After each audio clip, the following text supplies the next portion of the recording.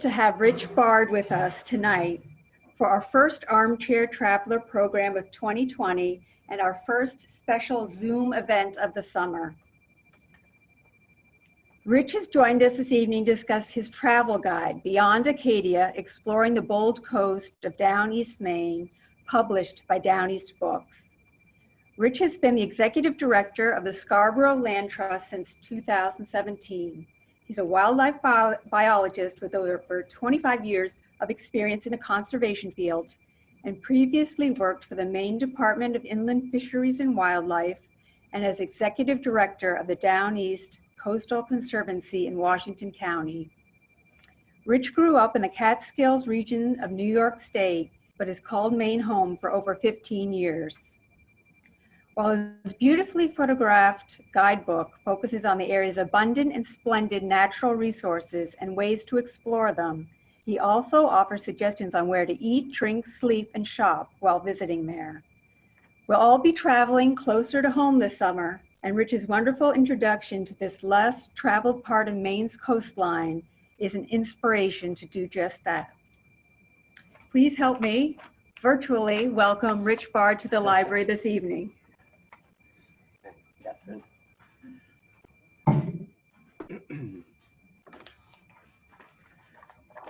Hi, everyone. Thanks so much. Appreciate it. Yeah, this is it's a brave new world, isn't it? We've got the Zoom presentation. I've been doing Zoom for months now, but usually from the comfort of my home office. Today I'm in the library talking to an audience of one, in addition to all of you. So I'm going to go ahead and share my screen here and found the right words to talk about this place, or to tell you exactly what it means to me. And I'll try to explain a little bit more about that later on.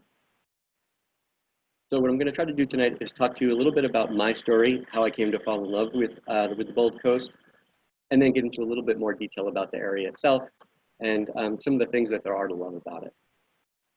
So we're going to start my story really quickly. In 2002, I came to Maine on vacation. I'd never considered moving to Maine at that time. Came here in 2002 with, the next slide.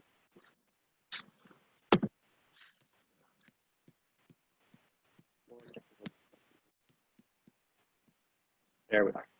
So came to Maine with my friends on vacation from New York. We drove, as one would, right off along the coast. Saw a lot of the coastal towns and some of the scenery. Ended up in Bar Harbor and at Acadia National Park, which is amazing. You all know that. I mean, that's nothing, I'm not telling you anything you don't know. Acadia is incredible. But it wasn't necessarily the Maine that I thought I was going to see. In addition to the incredible landscape and scenery, there were traffic jams. There were, RVs idling in the campground until all hours of the night, charging up so they could watch a video, t-shirt shops, all these kinds of things that were not really the Maine that I was looking for. And so one day, I folded out my old-fashioned road map on the hood of my car, and I traced my finger up that blue line that you're looking at now, and sort of examined where I had been and where we were at Bar Harbor. And I found my attention really going to this area, just beyond Acadia, between Acadia National Park and the Canadian border. And for just a few moments, I remember just musing about what would be there. It seemed like such a mysterious place, and I really didn't know anything about it. So I didn't give it a whole lot more thought at that time, just kind of went on my vacation and left. But I do remember that area intriguing me even back then. So moved forward about 2 years, 2004, I'd been living in Arizona for a number of years. And I accepted a job with the Maine Department of Inland Fisheries and Wildlife as a wildlife biologist. And where was I? But right there, right smack dab in the middle of this area that had caught my attention a couple of years before. So I had packed up all my belongings and moved to East Machias, sight unseen. I'd never been there. And that was an amazing job. Along with several other biologists, essentially I covered the entire area that's covered by that oval and more.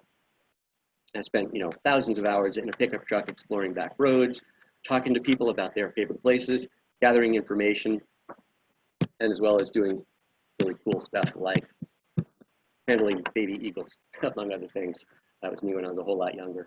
But I also spent a lot of time in small airplanes. I must have spent a couple of hundred hours in Cessna aircraft, doing surveys along the Maine coast, looking for eagle chicks and doing other wildlife surveys.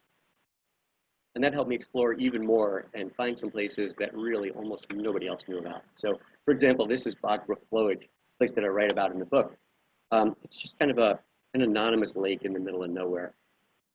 Not very popular with fishermen because there are tons of weeds and stumps and things in the water. So almost nobody goes there. For me, it's a fascinating place to paddle. A really, really intriguing place. And so I'm happy to bring a little bit more attention to it through this book. Anyway, I did that work for about 11 years, and then I moved on and became the executive director of Down East Coastal Conservancy. Similar to Scarborough Land Trust, the land trust that I work for now here in Scarborough, Down East Coastal Conservancy is a nonprofit land trust. It's a private conservation organization that conserves land, protects habitat, and also opens up the land for public access. And so part of my job there was to continue to explore, continue to find out about the area, but also to become a cheerleader for the area and really talk about and champion the need for conservation of the area. So a really, really rewarding career that just continued to add to my knowledge of the Gold Coast. So I'm going to zoom in now, show you just a little bit more specifically the area that I'm talking about. So obviously here is the state of Maine. And we're going to zoom right into what I call the Gold Coast, or what is the Gold Coast. So down here in the bottom left-hand corner is Acadia National Park. Up here in the upper right-hand corner is Canada. So the area that I wrote about and that I love and that I lived in for 15 years is basically this section of coastline between the two. So, I spent tons of time hiking and exploring the areas I've mentioned, and I'll continue to say over and over again throughout this presentation. But at some point, several years ago, I was in a bookstore, probably in Bangor or Portland, and I looked for a trail guide, something to, just looking for new ideas about where to hike. And it suddenly hit me that there is no trail guide to this area. There was nothing that brought together all of these wonderful places to hike that I knew about. And so the idea to write a trail guide of my own hit at that point. And it kind of festered or incubated in my mind for several years.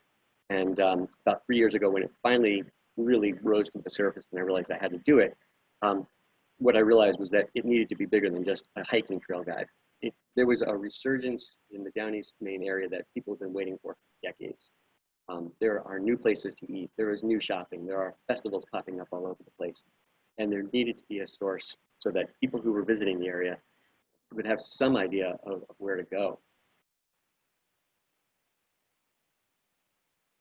So, when I have talked to so many people from all over the place about this area, what I noticed, and one of the reasons I wrote the book, is that when you mention that you live in the Gold Coast, or you're going to the Gold Coast, people get this sort of faraway look in their eyes. They're intrigued, a little bit mysterious. They know it's really cool, they know it's amazing, but at the same time, they just don't know where to get started and how to go about planning a trip there. So that was what I wanted to do. If you look at other travel guides of Maine or New England, and you try to find information about this area, you are going to find a tiny little section, a couple of pages, maybe a chapter, but I promise you that everybody who has written those books has spent very little time in this region and certainly have never lived there. What you find are basically the same 3 or 4 places that everybody already knows about that they talk about. They talk about Quoddy Head Light, which is the easternmost point in the continental United States. They talk about Helen's Pies. Helen's Restaurant Machias is one of the most famous attractions in the entire region. And then, they talk about things like the Old Sow Whirlpool, which is off the coast of Eastport. And, an amazing place, but they just talk about it over and over and over again in the same, in all of the books. With very little originality. So I decided to write the book for myself. And, I really didn't know at the time whether or not there was going to be enough material to actually fill a book. But in the end, we've got 300 pages that was just jam-packed with stuff. And the book includes 200 photos that I took. And in fact, other than this photo, the rest of the pictures that you're going to see tonight are from the book.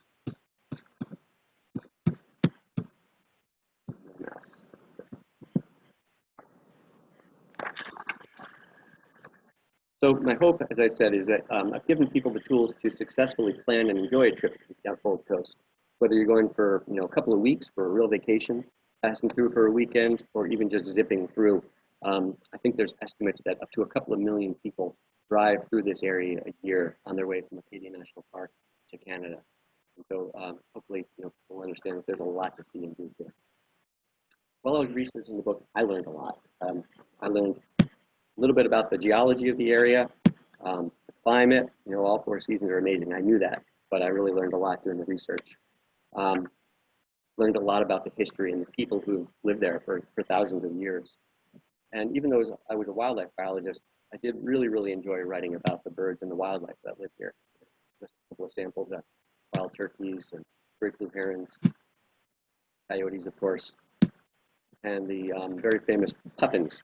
You probably know about puffins, but you may not know that in the United States, there is only one tour company that actually has permission from the federal government to land on a puffin island.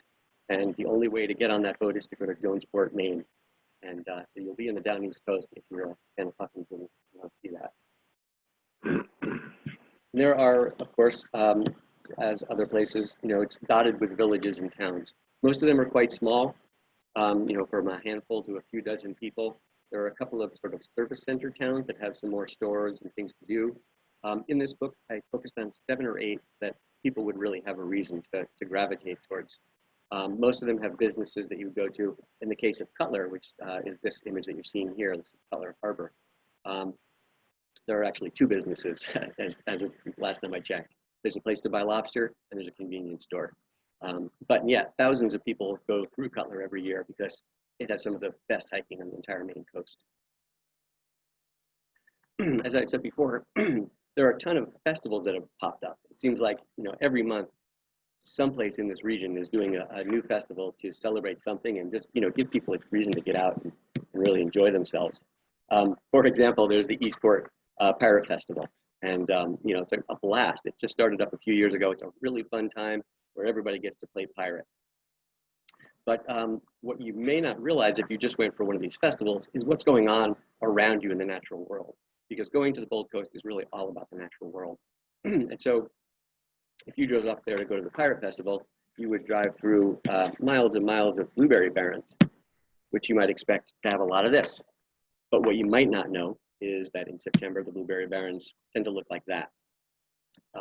That can be pretty baffling for people. So I tried to give people this kind of information. Another example is Marcoretta Days Festival. This is a festival that takes place in Machias every year to commemorate the first naval battle of the American Revolution, which actually took place in Machias Bay, right off of Machias. And so there's this festival every year with reenactors and all kinds of fun stuff. But if you don't read my book, you might not realize that you can walk just a few feet from the festival and get down to the Machias River, where right at about that time, thousands and thousands of river herring, called alewives, are migrating from the open ocean up to their clear, cold interior forest lakes where they're going to spawn. So I thought it was kind of an interesting idea to pair the festivals with what's going on in the natural world at that time. And of course, I wanted to talk about places for people to go to see to do things. So there's a section called Destinations. And these are places that might be, a place that you would plan a half a day around, or maybe even a day around. For example, Middle River Park. Middle River Park is right in the middle of town, or right on the edge of Machias. You can grab a lunch at a couple of restaurants, go have lunch at the picnic area. You can go for a short hike. There are trails. You can put a canoe or a kayak into the river right there. In the wintertime, there's a fabulous sledding hill. So I listed a whole bunch of places like this. Oh, I should mention right here, the connection between Scarborough and Machias. Very few people know this, but I love telling people about this. I think it was the late 1750s or early 1760s, there was some kind of a drought or a famine here in Scarborough, and everybody was afraid that all of the livestock were going to die. And so they sent out explorers, and they went up the Maine coast, and they found Machias Bay. And in fact, some of this light brown that you see in this image here, this is remnants of the salt marsh that they found, that they said was the finest salt marsh that they had seen since leaving Scarborough. Fast forward about a year or two, and 11 families from Scarborough settled in the Machias Valley for the first time. They were the first white settlers there, and they actually created the community of Machias. Good connection between the two areas. Another destination that I talk about that really can't be missed if you have the time is Scootick Beach. This is a sand beach on a freshwater lake called Dunnell Pond, and it's part of the Bureau of Public Lands areas. And there is just tons that you can do here. You can camp on this beach for free. You can paddle a boat around the lake, or even take your boat to islands where you can camp on an island, all for free. There's miles and miles of hiking trail, and you know, just a really, really popular place. And yet, a really popular place up there means you've got plenty of available room.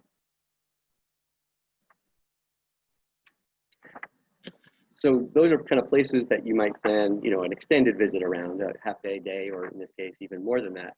But there are, you know, hundreds of beautiful places that might be just around the corner from you, and you wouldn't know it. And so I tried to compile a whole bunch of these in a chapter that I called Quick Stops. For example, you might be in Eastport shopping all day long, or, you know, going to eat at the restaurants, and not realize that on the backside of all of the businesses, there's this great Eastwater shore path and a breakwater where you can really get out and just, you know, experience being on the waters of Passamaquoddy Bay. Or in Lubec, there is the Lost Fishermen's Memorial. This is a really moving tribute to the fishermen who've lost their lives at sea, and something that shouldn't be missed if you're in Lubec. And then there are the times when you don't even want to get out of your car. There are scenic drives everywhere. And in the book, I talked about some of the really official scenic drives, you know, the state scenic byways. There's the Bold Coast Scenic Byway, and there's the Blackwoods Scenic Byway. But a focus of my life had been trying to find different ways to get from here to there for 15 years. And so I knew about some really beautiful places that you can drive, you know, that are just a little bit longer, or in some cases a lot longer, but well worth doing.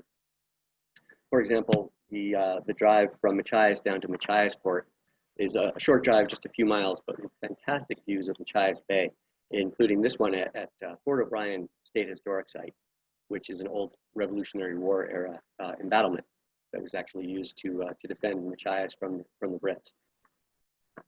Or take this view of the road from Route 1 down to Addison. This to me is just quintessential down east. You know, big cloudy sky, a tidal river, salt marsh, lots of forest, and an old cemetery. And of course, everyone has to eat while you're there. And as I think I mentioned before, there has really been an explosion of places to eat, and more specifically, good things to eat. There have always been a bunch of restaurants and places where you could get something. Nowadays, the focus is all about local and healthy. So almost every restaurant is talking about their collaborations with farmers, or, you know, there's other ways to get local food as well. You can't miss with a lobster roll in Eastport. This is literally feet from where the lobster were brought in that morning. You know, it doesn't get any more local and healthy than that. And I should definitely say a word about shopping. Lots of people like to shop. And if you are somebody who goes on vacation to shop, the Gold Coast may not be the right place for you. You know, I want to be honest about that. There are stores where you can buy the things that you need, and then there's a smattering of quaint little shops, and these are really fantastic. I'm not putting them down, but shopping probably won't be your focus. Other than Eastport, you are not going to be walking down the street with armloads of shopping bags. But instead, there are individual places like this, the Columbia Falls General Store, or the Machias River General Store. And these are places that tend to focus on like quality homesteading supplies, but then they also have amazing local art or handicrafts, you know, that you just can't get anywhere else other than places like this. Another shopping landmark in the area is the Big Bluebird. This is right on Route 1 in Columbia Falls, and the wild blueberry land. It's probably gets the closest that we have up there to like a hokey souvenir shop, but it's really pretty amazing. It's owned by a couple who own their own blueberry farm, and they use this as a way to sell blueberries in every possible form that you can think of. They've gotten fresh and frozen, and pies and ice cream and cookies and yogurt and whatever else you can think of that might have blueberries in it. All right, I'm going to move on now to talk about some of the more active ways that you can enjoy the Gold Coast. There have been a proliferation of running races for whatever reason in the Gold Coast. There is, for several years now, there's been something called the Fundy International Marathon, and it's become one of the most popular marathons on the marathon circuit, or so I'm told. I don't know much about that. but it's supposed to be a really amazing one and unique because it crosses the international boundary. And it runs all the way from, there are races that run all the way from marathons down to 5K fun runs and walks and things like that. This one that you're looking at here is called the Bad Little Trail Run. And it's a run that takes place mostly on hiking trails. This particular section of it, where the race starts and stops, is actually on the Down East Sunrise Trail. And the Down East Sunrise Trail is a whole other story. This is a 90-mile long old railroad bed that's now a multi-use trail. And it runs right through the heart of the Gold Coast. So on this trail, you can walk, bicycle, run, snowshoe, horseback ride, ATV, almost anything you can think of, you can do on the Down East Sunrise Trail. And there's swimming. Summers on the Gold Coast tend to be a little bit cooler than they are here in southern Maine. So swimming isn't a huge activity, but, and also the Down East Coast is famous for afternoons like this. Not exactly swimming weather. Although I have to say that's my sister-in-law, and she decided that it was beach weather all the same. But there are those really hot sunny days where you just got to get wet, and you can pretty much jump in anywhere. I did highlight a few of the more formal sort of organized places to swim, but you can also do what my son did and just hop out of your canoe or kayak if you're out for a day of paddling.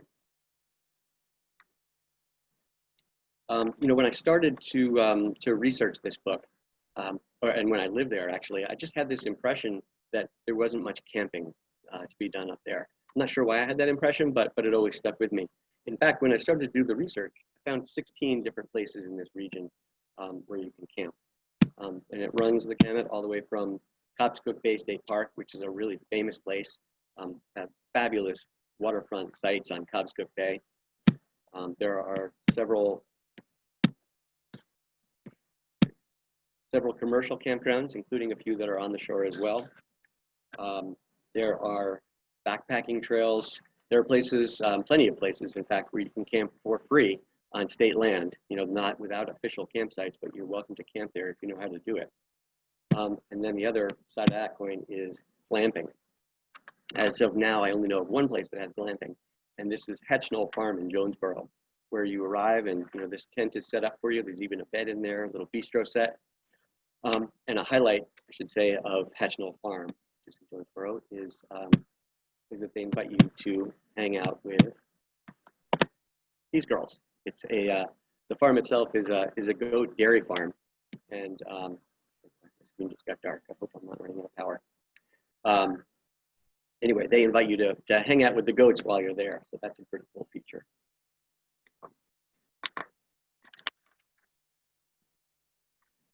So now we're getting into what is for me really the heart of living and loving the Gold Coast, talking about paddling and hiking. When I decided to move to the region back in 2004, as I mentioned, I knew that I was going to love kayaking. I had never really done it very much, but I saw a whole lot of blue on the maps that I was looking at. And so when I arrived, the very first thing I did pretty much was I bought a kayak. In fact, I bought a kayak well before I bought a mattress. I was sleeping on a camping pad in my living room for quite a while. Here comes Tom with power cord. So in the book, there are I talk about a few different ways that you can explore paddling down there. I'll say from the outset that I did not talk about sea kayaking on the open water. There's a lot of good information available from Maine Island Trail Association, and there are guide services that can help you. And I did mention the guides are in the book, but that was outside of my area of expertise, so I didn't want to steer anybody wrong. Thank you. But there are other really cool places to paddle. I spent a lot of time paddling on the protected coves and inner bays. It's saltwater, but it's just not the open ocean. It's not nearly as dangerous as paddling out to an island somewhere. But traveling in these little inner bays, this is my wife here and our late dog Shanti, you can really nose up and just get to see exactly where the forest meets the sea. It's a pretty incredible experience to be paddling, in the intertidal area. There's also flatwater paddling, which is basically freshwater lakes or calm rivers. This is a trip I took with my son and his friend a number of years ago on the Middle River, just outside of Machias. And then the last way to paddle that I talk about in the book is running the rivers. And this is not a huge activity up there because it's fairly, the time that you can do it is fairly constrained. You pretty much have to do it April, May, or June. Most of that time, the water is freezing cold. But by July, the rivers are pretty much too low to paddle unless you're willing to drag your boat over some rocks. But nevertheless, I did write about how you might approach that. And another really cool option that I wrote about is the paddle to hike option. An example of this is the Esty Mountain Trail in Whiting. This is at the Orange River Conservation Area, where you have to get in your boat, paddle a few miles, and then land at a trailhead. It's the only way to get to the trailhead. And then a short hike and about 150 feet up to the top of the mountain, and you get this fantastic view. All right, so moving on to the last part of this, talking about what really gets me about living and exploring the Gold Coast is the hiking. We don't have huge mountains. As I mentioned, this mountain here is only 150 feet tall, and yet it's called a mountain down east. So you're not, it's not 4,000-foot peaks. Mostly relatively flat hiking, although there is a lot of up and down, and it can actually get quite strenuous. But it's just having a different expectation than mountains. There are a few mountains, and I'll show you a picture of a couple of them in a minute, but for the most part, they're relatively flat hiking trails. And I should really say first, before I go any farther, that none of the hiking that I love so much would be possible without these groups. This is just a list that I brainstormed. Hopefully I didn't miss anybody. I may have missed one or two. But this is a loose coalition of nonprofit organizations and government agencies that have made all of the hiking possible there. For decades, literally, they have been protecting land and opening up trails for public use. So I definitely encourage you, if you go to the Gold Coast, try to make a donation to one of these groups. They really are doing great work. So, when you venture away from pavement and you first set off into the woods, that's the moment that I feel like holds the most magic for me when it comes to the Gold Coast. And as I said before, I really have struggled for years with a way to put that into words. But recently I've been thinking about it, and I came up with a single word that actually gets as close as I've gotten to figuring out what this magic is. And that word is possibility. The possibility of seeing something that no one has seen before, or something that is completely unexpected. And, for example, there's, I'll tell you about a million occasions, but I remember hiking along the coast at the Great Wasp Preserve in Beals, coming across a porpoise that had washed up on the shore, dead porpoise. It was being scavenged on by coyotes and, it was actually a fox, but that was being scavenged by coyotes and eagles. That's the kind of thing that, just takes your breath away when you see those natural moments of beauty. Another experience that I had, I was paddling in Machias Bay, and literally in the span of 30 seconds, I had stopped and was using my binoculars to look around. There's a much longer story that goes with this, but the punchline is that literally within 30 seconds, I looked out and saw a bunch of seals that were just, porpoising and jumping and eating fish in the bay. And there was a pair of eagles who were sitting above me in a tree. That's exactly the tree, although I took this picture on a different day. And then across from me on the hillside, there was a black bear eating blueberries. The opportunity to see sights like that really is unusual, and you have to be in a place like the Gold Coast to really experience that. And just really quickly, it's kind of a geeky, I'm a map nerd, so a quick diversion to talk about why there's that possibility and why do I feel that. This is an aerial photo, a satellite photo of parts of this area. And oops, I've left the distance between here at Machias and going up here to Wesley, this is about a half-hour drive to give you some scale perspective.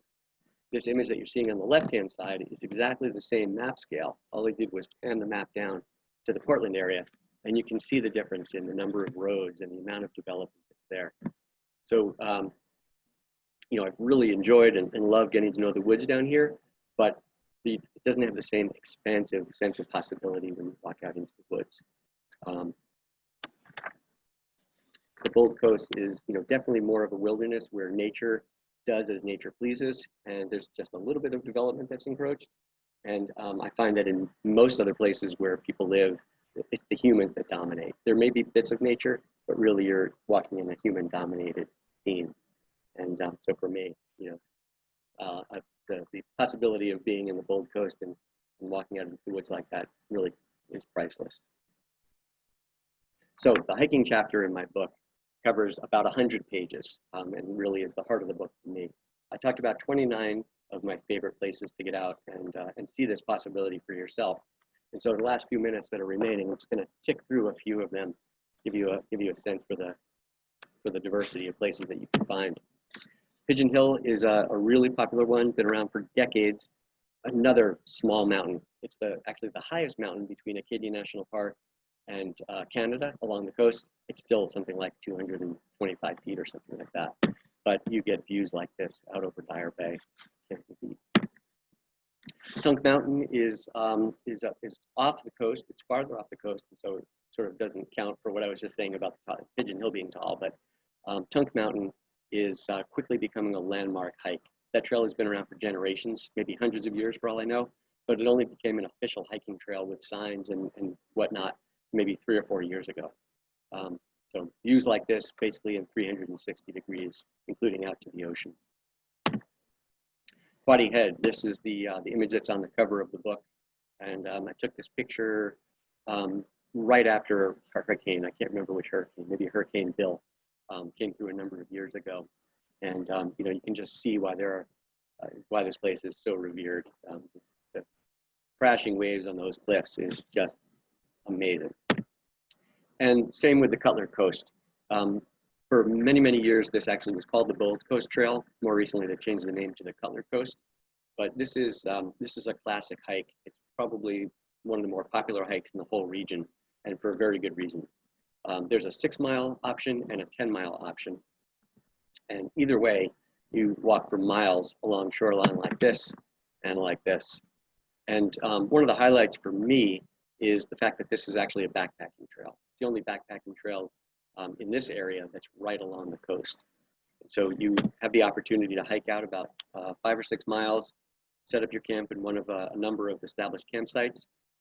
My tent was actually just a few feet from this, back in the trees, but I spent the entire evening just sitting out on the rocks, listening to the waves, cooked my dinner on my little camp stove there, and slept all night listening to the waves before getting up and walking home in the morning. Amazing opportunity. Machias River Preserve is a property that I used to manage as part of the Down East Coastal Conservancy. There's many ways to explore the Machias River Preserve. From I think there's about a 1-mile trip, or if you put all the trails together, it's about 7 miles. And there are about 3 miles right along the Machias River. Places to jump in and get wet, or just watch the river for an hour as you hike along. And one of the highlights is this old railroad bridge. Long Point Preserve, this is actually just a few years old. This is a property that's owned by Maine Coast Heritage Trust. And it's a short, pretty easy hike, but it's dominated by just view after view after view of beaches, cobble beaches, sand beaches, rocky little inlet coves. Really great way to get to see parts of Machias Bay. I'm so glad that's a project, I have to say, as a sort of an aside, that was many, many years in the making. And a lot of people worked very hard to protect this piece of land. It was almost a subdivision. And in the end, it's now open for everybody forever. So great news. Horan Head is another property that I managed. When I was a wildlife biologist, I was the primary caretaker of this property, and it really became my favorite. I'm somebody who, I like solitude when I hike, and it just doesn't get any more, you don't get any more solitude than at Horan Head. I've hiked there dozens of times. I mean, easily 25 times, if not more. And exactly 2 times, I remember them distinctly, I ran into other people hiking there. So good place to get away from it all. However, I can't talk about Horan Head without telling you that you should not go there unless you are very capable of navigating cross-country by yourself. It's a property that doesn't get a whole lot of attention from the trail managers. They have other things to do. They're managing the fish and wildlife of the area. And so the trails are kind of left to themselves. But if you are up for that kind of a challenge, Horan Head is one where you'll be by yourself and you will see pretty amazing stuff. There's just another shot of a section of trail, but lots to see there at Horan Head. And finally, Black Mountain. This is a trail that I found very early on in my time living in the area. and quickly became a favorite. I've hiked this one a ton of times. Goes through some really beautiful forest, a fairly steep but short climb up to the top of Black Mountain. And one of the highlights is that you go through this section of, this image actually is not it. I thought it was when I first grabbed it, but there's a section of old growth forest, which is really, really rare in the down East Coast, an area that has never been logged. And it kind of looks like this because the trees are not huge. Because of the harsh climate that we get in the Bold Coast, the trails are relatively small. But when you walk into this grove of old growth trees, you know it. It just feels different, and you can feel nature all around you in a way that you really don't get anywhere else. But the real highlight, of course, is standing on the top of the mountain. And there are 360 degrees views from the top of Black Mountain. And this is another one where you have solitude. I've hiked it, as I said, many, many times. And there's usually maybe one other person or a family, enjoying their lunch on the other side of the mountain from me. Definitely a way to get solitude. But what I love about this image is that this mountain range behind me here is Mount Desert Island, Acadia National Park. Got this tallest mountain right there is Cadillac Mountain. I don't remember the specific day when I took this. It was probably August or September a couple of years ago when I was writing this book. And I was alone on the mountain, nobody up there with me. If you think about what was going on at Acadia National Park at that moment, traffic jams and, the RVs and the people screaming and fighting for a place on the trailhead and all of that commotion, if those people had only understood that just a few miles away, there's a place like Black Mountain or Haran Head where you can get out and see nature in a very different way. I think people would have a whole new respect for the Gold Coast. And that's what I tried to convey in writing this book. So I am going to leave it there. Thank you, thank you, thank you. And but I will, actually, I'm just going to put up this slide because people ask me where they can get the book. And here's just a partial list of places that you can get it. If you happen to be down east, it's available at a lot of the independent stores. In Portland, it's available at most of the bookstores. Happens to be on sale at Bull Moose right now, found out. Or online, of course, you can get it at the usual places, including Sherman's. If you're not able to get out or don't want to go to a store, you can still shop local by buying it from Sherman's online. Or feel free to contact me. The email address is beyondacadia@gmail.com. I love being in touch with people who buy the book, and I'd be happy to sign it for you if you'd like. All right, with that, I am going to throw it over to Catherine, who's going to help us with the questions and answers. Well, Rich, first I want to thank you for your patience in helping us with our first Zoom presentation and all the technical issues that we've had this evening. We really appreciate that you're willing to be our first presenter doing this and that you stuck with us. So I'm going to look at the questions here. Linda says, thank you for this awesome session. So nice to hear and see what Rich has experienced. And she's just thanking you for the great presentation tonight, as is Mary Ann. Myself, I grew up in Bar Harbor, but my family was originally from Lubec. And once in a while, we will make a mad dash out to Lubec. But now I'm really inspired to stop along the way at some of these spots that you've pointed out.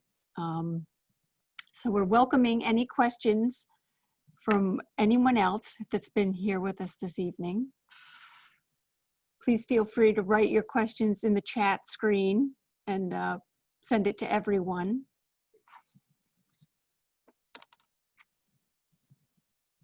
So how often, Rich, do you get back to the Bold Coast? Well, we still own a piece of property there, so I've been this year, and I get back probably every couple of months, let's say. So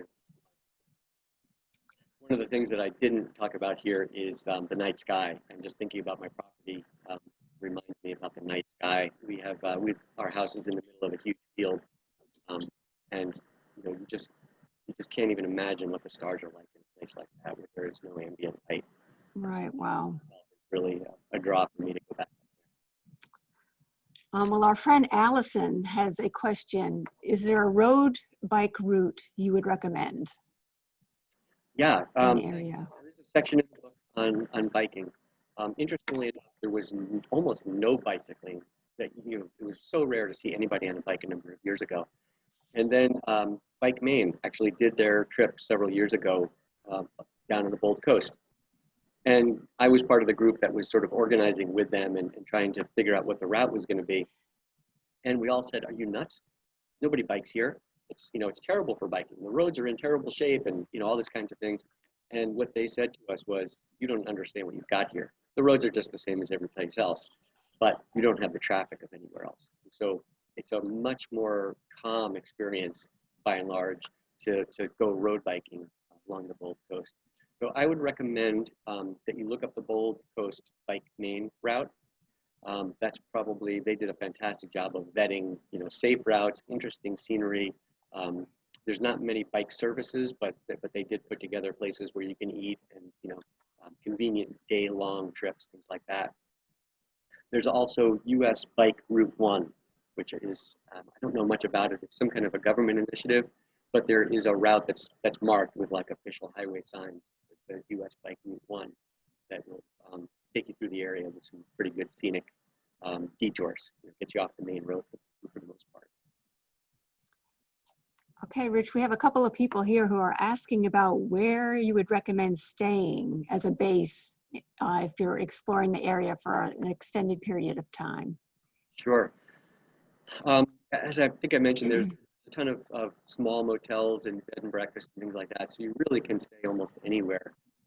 It seems to me that Machias is sort of a strategic central location because there's a good grocery store, there's a bank, there's car mechanics, the kind of civilization things that you need. But there are other opportunities. I would say the other two places that you might want to look into are Lubec or Eastport, both of which have interesting bars and restaurants, and can definitely be a base of operations of their own.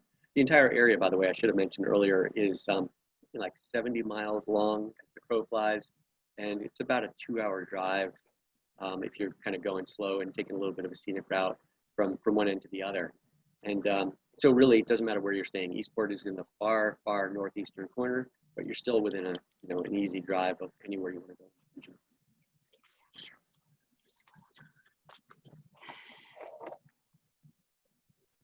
Kathy makes a comment that it was a great presentation, and she's also commenting that she lived there over 40 years ago in Machias. Wow.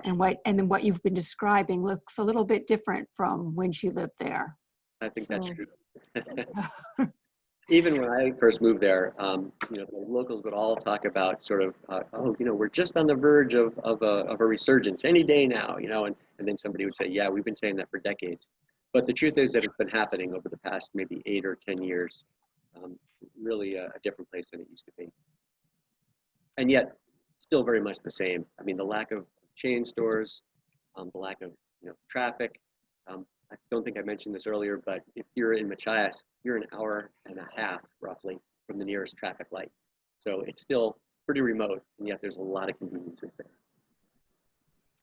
Rebecca's asking, what's your favorite swimming hole in the area?